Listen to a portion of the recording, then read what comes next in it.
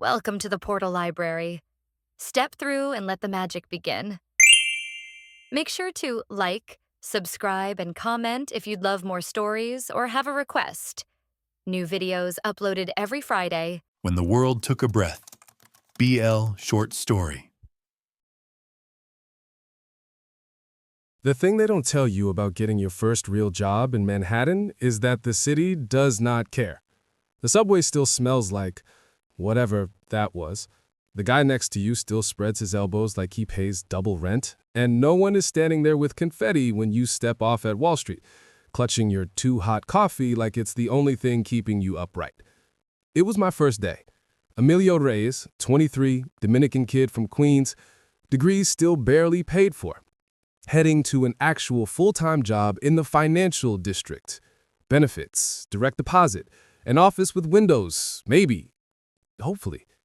I had exactly 3 goals that morning.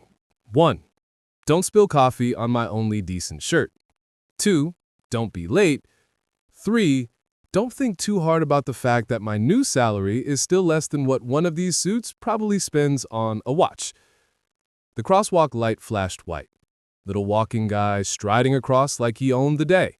I stepped off the curb with everyone else, a wave of bodies pushing forward under a forest of office towers. I took a sip of my coffee, burned my tongue, obviously, and was just thinking, okay, if I survive this week, next year I'm definitely moving out of the shoebox with 3 roommates, when the world stopped. No, really. The world stopped. The rumble of the street cut off mid-growl. The honk of a horn sliced in half. A pigeon froze mid-flap above my head like somebody hit pause on reality. I almost dropped my coffee. What the? I turned in a slow circle. People were frozen, mid-step, mid-conversation, mid-eye roll at their phones. A guy in a navy suit was halfway through swearing at a taxi. A woman's scarf hung in the air, defying gravity. And then I saw him. Across the crosswalk, walking toward me through the stillness, was the only other person moving. He shouldn't have fit here. Not in this frozen snapshot of New York. Not in my morning. Not in my life. Tall. Dark skin that glowed even under the harsh streetlights. Like the city couldn't quite wash the warmth out of him. His locks were pulled back into a neat tail, clean and precise, like every strand knew its lane. And the suit, the suit. Charcoal gray, tailored like it was sewn directly on his body. Crisp white shirt, no tie, the top button open just enough to say, I'm serious, but also, I can ruin you with a smile. Cufflinks that probably cost more than my monthly Metro card, and the watch, sleek, minimal, dangerous. Like the kind of thing you wore when you knew exactly how much your time was worth. He was holding a coffee cup too. No logo, no line. Just suddenly here. Our eyes met in the middle of the frozen crosswalk. For a heartbeat, whatever that meant in a world without time, neither of us moved. Then he blinked. He looked down at his hand, at the coffee, then back up at the motionless cars and petrified pedestrians. Okay, that's new. My laugh came out too loud in the silence. New, this is like, I need to wake up now, new. I shouldn't have had that gas station empanada last night, new. He started walking toward me, measured and unhurried, like the world wasn't frozen, but he had all the time in it anyway. I realized my mouth was still open. I closed it, then opened it again. Very dignified of me. You're moving. Yeah, you too. Gold star for observation. Smooth, Reyes. Great first impression. Time stops and you decide to be sarcastic at the man who looks like he stepped off the cover of GQ. I own this street.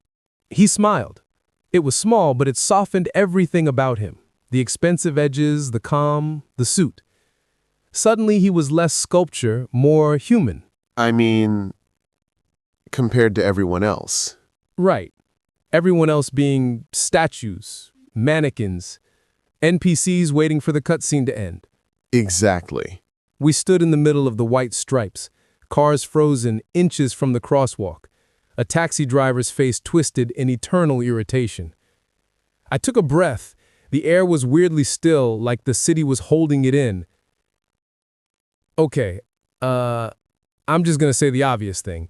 This is creepy as hell. That's one word for it. You got a better one? He looked around, eyes scanning the stopped world, and then he looked back at me. Quiet. Quiet? New York wasn't supposed to be quiet, ever. Even at 3 in the morning, there were sirens or laughter or someone arguing about pineapple on pizza. But right then, just us. My heart was pounding so loud I was sure he could hear it. You don't seem freaked out. Oh, I am. I just don't know if panicking will help. Trust me, it doesn't. I'm kind of a specialist. He laughed softly again. I'm Solomon, by the way. Solomon? Of course his name sounded like a deep breath. Emilio. Nice to meet you, Emilio, under unusual circumstances. Yeah, this wasn't on my calendar. 9 a.m., get to orientation, try not to sweat through shirt. 9:05, physics breaks. Orientation? First day at a new job, big fancy firm. I'm supposed to go prove I'm a functioning adult or something. Congratulations. I shrugged, trying to play it cool, like I wasn't thinking about the 4 roommates, the tiny room in Queens, the spreadsheet where I'd calculated exactly how many paychecks until I could afford a place where my bed wasn't touching all 4 walls. Thanks. Assuming time ever starts again and I'm not stuck here forever with you and the angry taxi guy. I gestured at the frozen driver. Solomon tilted his head, considering the stillness, then looked back at me. If we are stuck, at least we have coffee. Are you rich or something? That sounds like the kind of thing rich people say. Something like that. He didn't say it like he was bragging, just stating a fact. And suddenly, I wanted to know everything. Why he was out here alone in that suit. Why he looked both completely at home in this frozen world and slightly out of place. Why my stomach kept doing that annoying swoopy thing every time he smiled. So, what now? Do we just stand here and wait for the universe to hit play? He looked up, as if he could see the sky through the skyscrapers. I don't know how long we have, but... He glanced at the frozen pedestrians, the café on the corner with its door half open and a woman inside suspended mid-sip. If time is going to stop, I'd rather spend it doing something more interesting than panicking in the crosswalk. I snorted. You really are rich. His eyebrows lifted, amused. What, poor people can't prefer interesting things?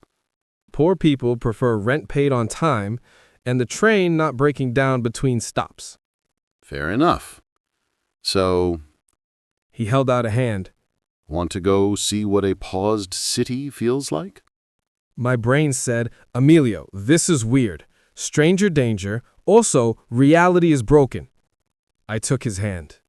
We walked off the crosswalk, past the woman frozen mid-step, her hair suspended like a wave. It was surreal, beautiful and terrifying all at once. The cafe door was half open. Solomon pushed it, and it moved. The bell above it stuck in silence, even as it shook. Inside, a barista was caught mid-pour, espresso hanging in the air like a brown ribbon. A guy in a hoodie sat at a table, eyes wide, spoon halfway to his mouth. Okay, this is nightmare fuel. I waved a hand in front of the barista's face. Nothing. I leaned in closer, studying the espresso midstream. It wasn't solid. My fingers passed through it like smoke. Okay, that's actually kind of cool. Behind me, Solomon hummed. It's like the world is taking a breath and forgot to let it out. There it was again, that calm, soothing thing, like his voice was its own gravity, pulling the panic out of my chest. I turned, spotting a stand by the window with ridiculous accessories. Sunglasses shaped like hearts, plastic tiaras, a sign that said, "Selfie props, be your own main character." I don't know what possessed me, but I grabbed a pair of oversized, star-shaped sunglasses and turned toward him. "Hold still, Mr. Something like that." He blinked. Mr. What? "You said you're something like rich? That's the vaguest answer I've ever heard." Head down. I stepped up close, way too close in retrospect, and carefully placed the ridiculous glasses on his nose. For a second, we were just inches apart. I could see the faint specks of gold in his eyes, smell the subtle cologne, something warm and expensive and clean. My heart did the swoopy thing again. Traitor. I stepped back. "There, now you look approachable." He looked at me over the rims of the glittery stars. Do I? "Yeah, like you might own like 2 companies instead of 10? He laughed, a fuller, warmer sound this time. I'll take that as a compliment. He reached for the stand, picked up a plastic tiara, and, before I could react, settled it gently on my head. "Hey!" Now we match. It was so stupid, standing in a frozen cafe with a stranger, both of us wearing dollar store accessories while the rest of the world hung in place. But for the first time that morning, I forgot to be nervous about orientation, or rent, or anything else. It was just fun. We sat at a corner table. The guy in the hoodie next to us stayed frozen mid-bite, his spoon hovering. I resisted the urge to adjust it, barely. I cradled my coffee, still warm somehow, and watched Solomon across the table. Without the constant motion of the city, he seemed softer, less like a magazine ad, more like a person. "So, what were you doing out here when time decided to break?" He tapped his cup, considering. I was at the office already. I usually have my assistant bring coffee up before I get in. Of course he had an assistant. Of course. But today, I woke up and, I don't know. I needed to get out, walk a bit, feel the cold air. I wanted to see the city moving instead of just reading about it in reports. He looked at me almost apologetic. That sounds ridiculous, doesn't it? Kinda, but in a charming, I've never taken the subway in my life kind of way. I have taken the subway. Once. Oh my God, did you survive? Barely. I hesitated, then asked the question that had been itching at the back of my mind. Are you always that calm? He blinked. What do you mean? I mean, time literally stopped, and you're out here giving guided meditation app energy. I've had a lot of practice staying calm when things go wrong. His gaze drifted past me, briefly distant, then came back. When you're responsible for a lot of people, you don't get to panic first. You breathe, assess, then decide what to do. There it was, that hint of weight behind the charm. I suddenly wanted to know what responsible for a lot of people meant. A manager, a director, the owner of that watch collection? I looked down in my own hands, thumb brushing the cheap plastic of the tiara. Must be nice, having that kind of control. It's not control. Not really. Just the illusion of it. Anything can happen.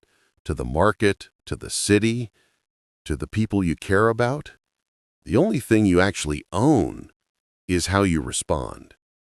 He tilted his head. What about you? First job, first day. Nervous? Oh, just a little. Nothing says relax like being the only brown kid in a sea of navy suits and perfect teeth. You earned that job. I blinked. You don't know that. I know you were up early. I know you took the train in from Queens. I know you care enough to be terrified of messing it up. That usually means someone has worked very hard to get where they are. His voice wrapped around the words like velvet. No one had ever said it like that before. Not my professors, not my mom, not my roommate shouting encouragement over video games. Something loosened in my chest. Thanks. That was when I felt it. A faint vibration. Like someone dropped a stone into a still lake and the ripples were just reaching us. The spoon in the frozen guy's hand trembled, barely. The espresso stream in the air shivered. I straightened. Did you feel that? Salomon's eyes sharpened. He set his cup down and looked around. Yes. The low hum swelled for a moment, then faded. The light outside flickered, not like electricity, but like the idea of morning stuttered. My heart clenched. So, I'm guessing our little glitch in the matrix is ending. Looks that way. He turned back to me, expression softer now, almost regretful. I'm glad I stepped out for coffee. It was such a simple sentence, but the way he said it made the air between us feel charged. I swallowed. Me too. I mean, if I had to experience my first reality break with someone, I'm glad it was with you and not like angry taxi guy. He smiled. The hum rose again. Outside the window, a pigeon jerked a fraction of an inch. Panic tried to claw back up my throat. This was it. Whatever this was, it was almost over. We'd go back to being two strangers on opposite sides of a city that didn't even know our names. I didn't want that. The thought hit me like a punch. I did not want that. I stood abruptly, the chair scraping. Okay, look, I know this is insane, and we literally just met in a frozen apocalypse, but another shimmer. The spoon jolts a little more. I stepped closer, words tumbling. I feel...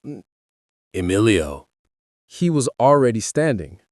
I hadn't seen him move.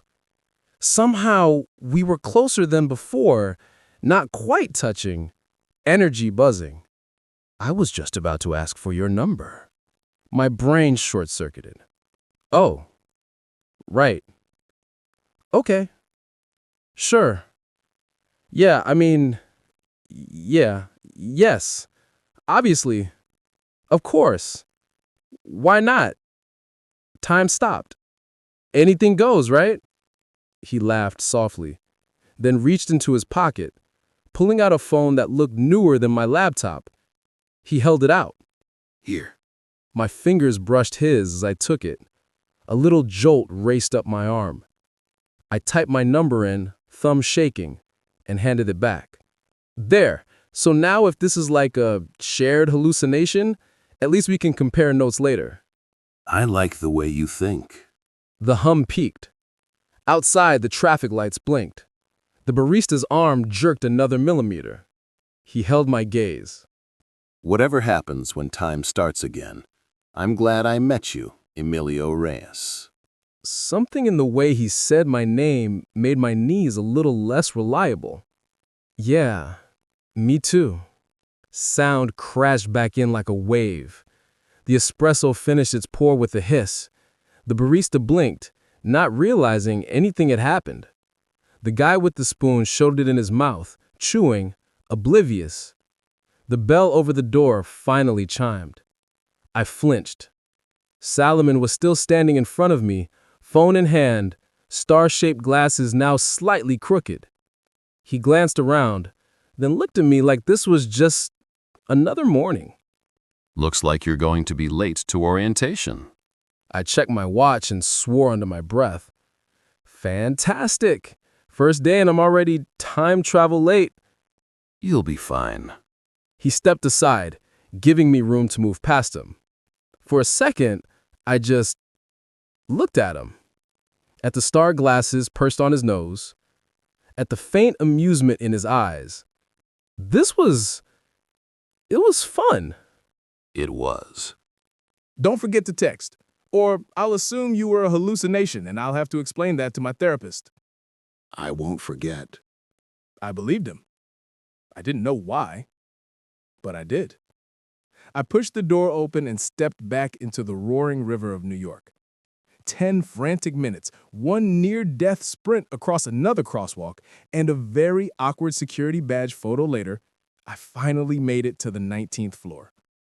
The orientation room was all glass walls and ergonomic chairs, the kind of place that screamed, "We have kombucha on tap," even though you'll never have time to drink it. A dozen other new hires clustered around tables, clutching folders and branded pens. Everyone looked like they knew exactly where they were supposed to be. I sat in the back, trying to catch my breath, heart still half in that frozen café. Had I imagined it? No. My phone buzzed in my pocket with a new unknown number, as if to say, absolutely not. I didn't dare look yet. Everyone settled in, and while waiting, the coordinator did a quick welcome and announced that we will hear from the CEO. Then we'll get started. My stomach did a weird flip. CEO. Right. That kind of firm. The coordinator smiled too brightly. They proceeded to say, "You're all very lucky. He's extremely busy, but he always makes time to personally welcome the new class." The door behind us clicked open. I felt him before I heard him. That same presence, solid, calm, like the air adjusted to make room. Good morning, everyone. A soft echo in the room, shuffle as people turn in their chairs. The back of my neck prickled. No way.